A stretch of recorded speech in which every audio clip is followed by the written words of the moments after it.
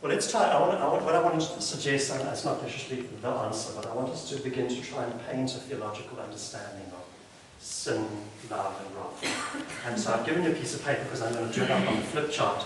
But I want to suggest that as we go through, write it down on your page so that you try and get a mental picture of it. And afterwards, I'm going to ask you to explain to the person next to you. Okay?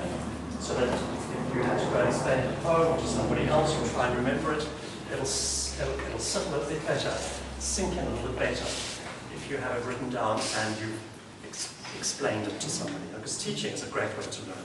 Those of us who teachers know that.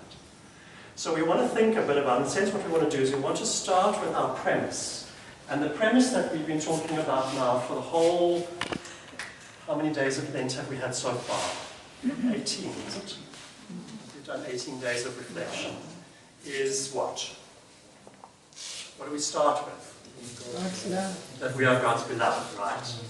So we start, now try and just do your page kind of in the same ratio. So we're not quite at the top, but we're nearly at the top, right? We start with love. And what I want you to think about, what I'm hoping that we'll all start to think about a little bit more as we journey through the rest of Lent and after Lent, is that if we accept what we've been saying so far, which is that love is at the center of God, it's in a sense, it's the organizing principle of God, then everything else that we think about when we think about God starts from love. Isn't that right? If that's the first principle, then everything else must be interpreted, understood, made sense of in relation to love. And so we're going to use this, what we're going to do tonight, in a sense, is just one example of that, but it's kind of like a case study. And then we could maybe apply it to other things in life. Now, how do we know that God loves us? What did we do 2 weeks ago? It was a long time ago. 2 weeks ago, we talked about God's being, right? In other words, we talked about the inside of God. What is God like inside God? And we talked about what is God like before creation, before humanity, before the world existed.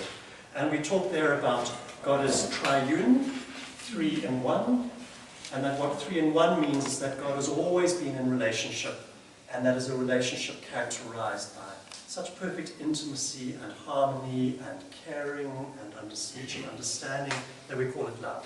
Do you remember that? So that's the first thing. That's how do we know that God loves us? We know because when we reflect on what God is like in God's self, what we come to is love. That's the most important thing that we know about God. The other thing, which is what we did last week, is that we know that God loves us because we see God's actions. Don't we? We look at how God behaves, and from how God behaves, we know that He is a God of loves. God of love, actions, loves. Does that make sense? So we can think about God as a person, and we see love there. And we can think about how we've seen God revealed over the course of history, and so far we've just looked at the Old Testament, and there we still see God's actions. So these are the two main things that inform this premise, which is that God is a God of love. God then comes to create humanity. And we saw, was it 2 weeks ago as well, in our first session, we talked about the creation, and we said that God creates us in His image. Right? So we're created in God's image. And what does that mean?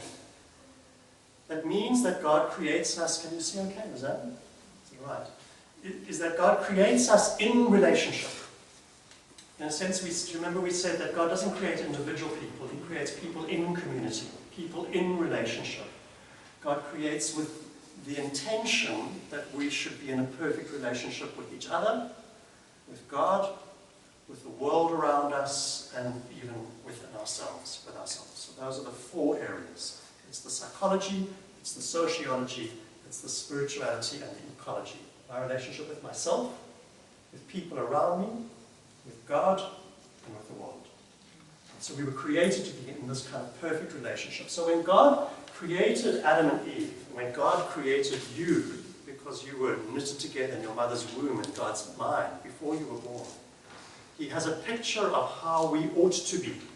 It's this ideal picture of the glorious individual that you are and the glorious race that we are as human beings. That's what God has in mind as He creates. But now, in order for us to be really wonderful, we have to be able to choose to follow this image, don't we? If we were just created with no choice, and we couldn't help but be wonderful and loving, then we would all just be sort of little computer programs, right? We'd just be little robots that are just puppets doing what God told us to do. So we're created in God's image, but we're also created in freedom. And freedom, we haven't talked a lot about, but it is one of the most important concepts for many theologians. And if you study philosophy, you'll know that freedom is one of the most important concepts in philosophy, is the notion that we are free. And what are we free to? We're free to choose whether to follow or not follow, aren't we? We're free to choose whether we turn towards God or whether we turn away from God. That's the choice that we have. We always have that choice. Adam and Eve had that choice, and which one did they choose? They chose to turn away, right? And what about us? Yeah. We sometimes choose to turn away, right? So we have two main choices here, and obviously this is now simplifying things a bit, isn't it? But the one choice is to turn towards God, and the fancy word we use for that is righteousness. Righteousness, which we said means to be in a right relationship with. Do you remember that? So the word righteous sounds all very kind of biblical, but it's made up of the word right. Righteous. It means to be in right relationship with ourselves, with people around us, with God, with the world. Righteous. Okay. And that's if we turn to God. If we turn away from God, we call that rebellion, sin. Okay, I want to call it sin. It would be good to go with rebellious over 2 hours. But we're going to talk about sin. Because remember we said that we have 3 key terms we want to think about today. And that's human sin, God's love, and God's wrath. And we've now got love and sin on the board. So sin essentially is us turning away from God. That's essentially what it involves. And sin, as I read the scriptures, and as we've reflected over the last 3 weeks, evokes 2 primary responses in God. So there's 2 main responses that we see in God in response to our sin. And the first one is grief.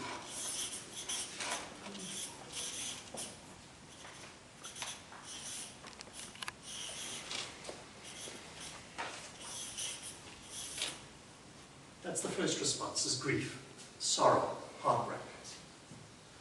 And the second main response is the W word, wrath.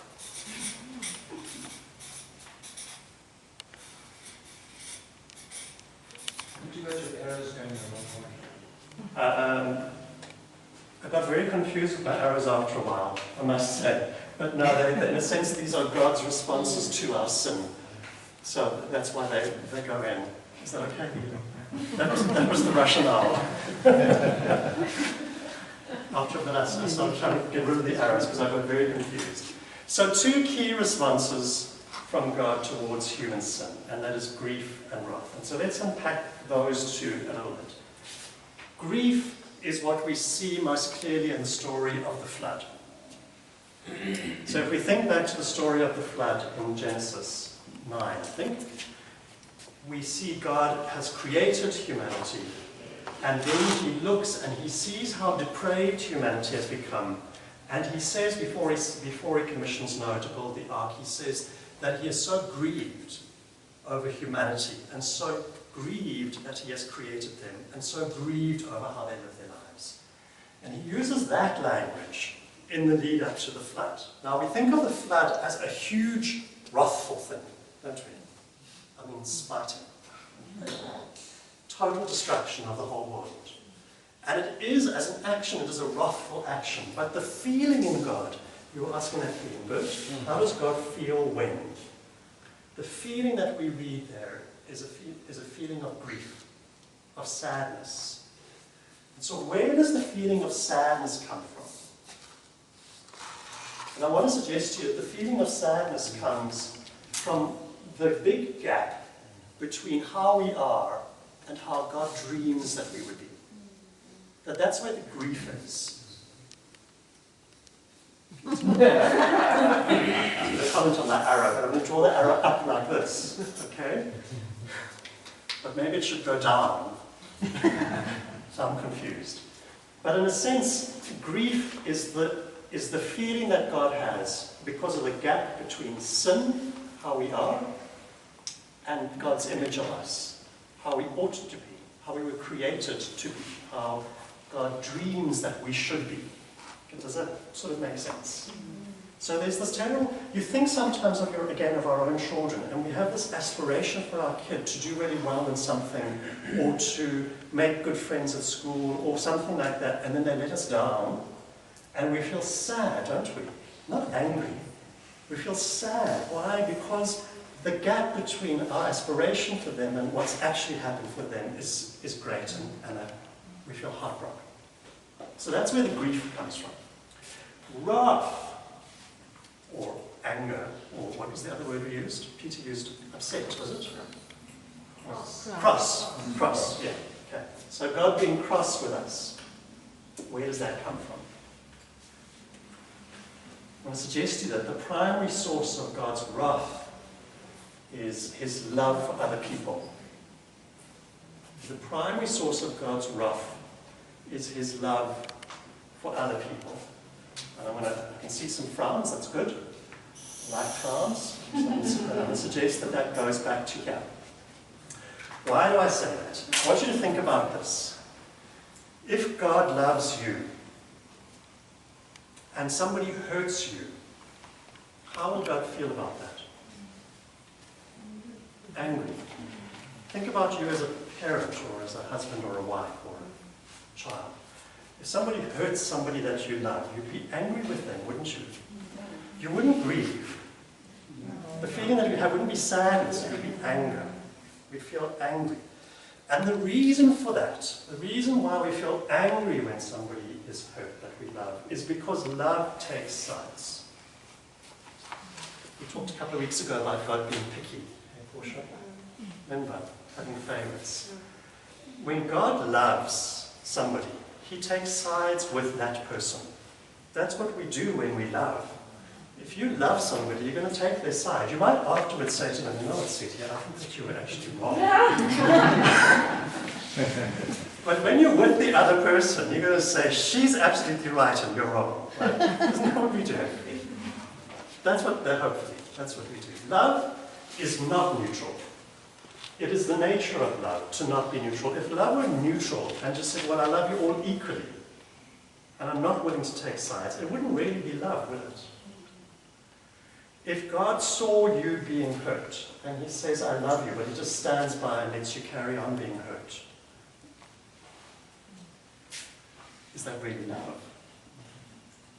So we see in the Bible quite often, if we think of the Old Testament that we've looked at so far, that God loves the people of Israel.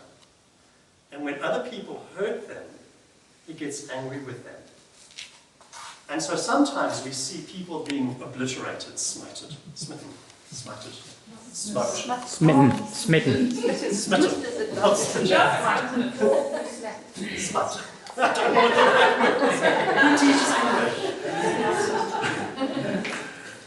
English? Sometimes when we see people being wiped out, there we go, destroyed, it's because God has taken sides with the people of Israel, hasn't he? He's taken sides with his beloved, and so what the people face is the wrath of God, expressed in protection towards those whom he loves. Say that all again. Oh, but let's listen to it on the video. When God loves us, he takes sides with us. And so those who hurt us will then face the wrath of God. God will sense it. If I'm standing here, here's Adrian, and God is taking sides with Adrian. You'll kind of climb a little bit in front of Adrian and say, you're going to deal with me now. Right? I'm the big brother. I'm the father. You deal with me first, and then you he can deal with them afterwards. So they face the wrath of God Yeah. because he's protecting his beloved. Okay. So we see that sometimes. The tricky thing is that love can go either way. Right? Because the world is not neatly divided into those whom God loves and those whom he doesn't love. So if you happen to be, or I happen to be the one that hurts somebody else, God will take sides with somebody else. And all of a sudden we'll be facing the wrath of God. Because God always takes sides with those who are the most vulnerable and the most hurt, the most marginalized, the most silenced, the most peripheral, the most vulnerable. God is drawn to those kinds of situations. He's drawn to the people who are the most in need. And so when God encounters a situation, he will take the side of the person who is vulnerable. And if we are the one who's hurting somebody else, he'll take sides with somebody else, and we'll experience the wrath of God. And we see this in Israel as well, don't we? We see those times when Israel is harmed, when they are overridden, where somebody comes and takes over. And the key example of that is right towards the end of the Old Testament story, where Israel is taken off into captivity in Babylon. And Jerusalem and the temple are razed to the ground, flattened. And what happened there? God took sides with other people against Israel. And so even though they were his beloved, they experienced the wrath of God. So sometimes we might experience the wrath of God, even though we think of ourselves as the beloved, because the world is not neatly divided into beloved and the unloved. Does this make sense? No. No. That's me again. It's just too much. Too much. Yeah.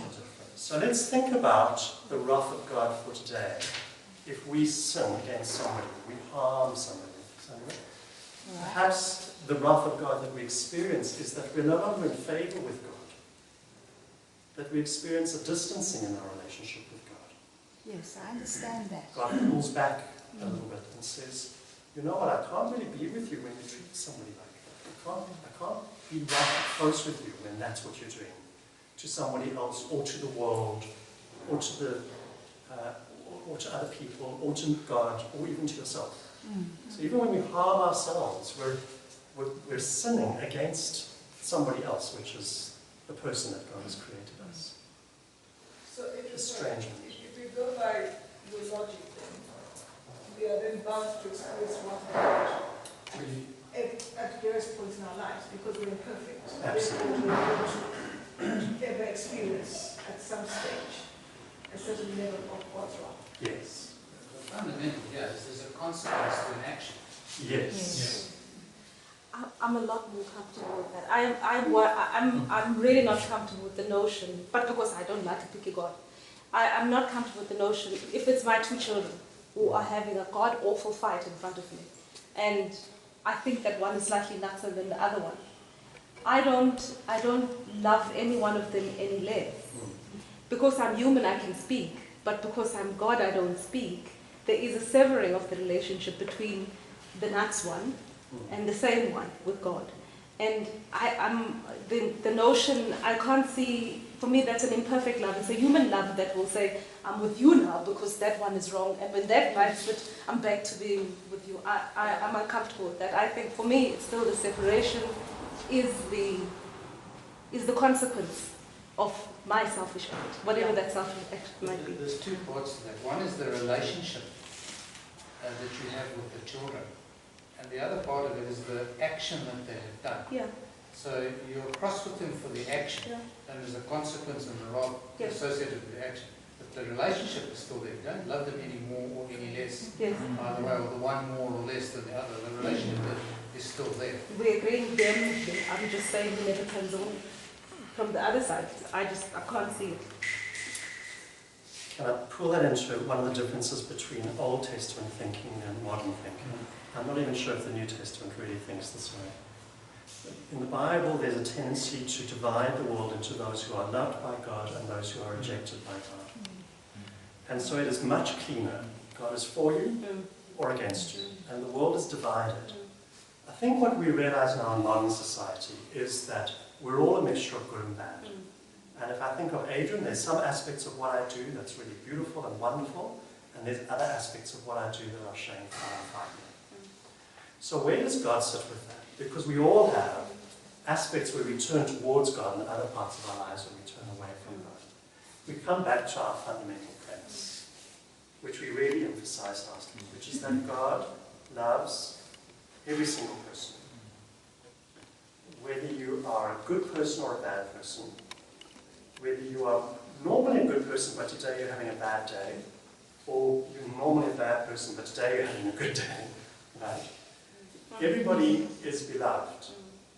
And so God, it's a little complexity for God, and that's where in a sense we have to sort of let it go and become the mystery, is that somehow God loves all of us, but when we harm those whom God has created, that grieves God, makes God angry, makes him cross, makes him sad, and there becomes separation. So in a sense what we're trying to find ways of is ways to keep turning towards God. And that's essentially what righteousness is. Righteousness is where we're constantly turning towards the image of God. Does that make sense? We conform to the image of God, and we also conform to God's love. That's what we saw Jonah not managing to do last week. We saw Jonah got stuck in hating the Ninevites, where God loved them. He was not able to conform to cultivate in himself the love that is in the heart of God.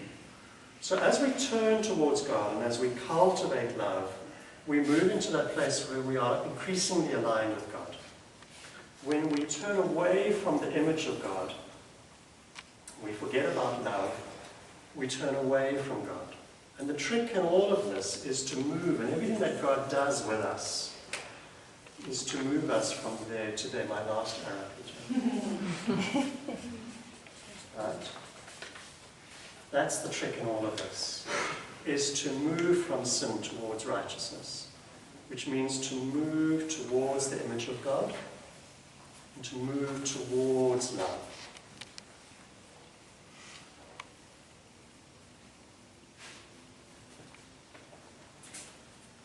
So I did say it wasn't going to be a perfect answer. Not a perfect answer for Portia. That's fine. Probably not a perfect answer for me tomorrow morning after the shreds. So here's what I'd like you to do. I'd like to, in a sense, I suppose, give you a tool for how we can think more as we go forward on our own.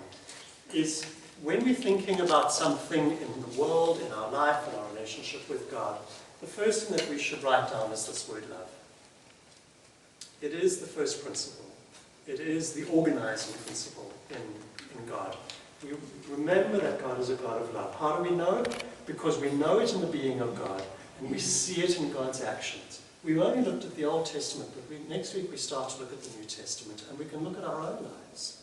We look back through our own life experiences and see those many, many times that God is good. He's good all the time, and sometimes we don't feel it all the time. Right? But we can look back and we see the goodness of God. And then we use that as our point of departure to say, how do we make sense of the rest? That is the point of departure. When you're grappling with the questions of what questions do you grapple with? What happens to Muslims? Let's start here. Let's move from there. The question is, what about gay people? Let's start from here. How do I make a decision about whether to move to Cape Town or stay in Joburg? Well, that's obvious, you move to Cape Town. Start here. So we start always with the principle of God is a God of infinite, extravagant, risky love. And then try and figure out how do we then make sense of this other thing in light of that.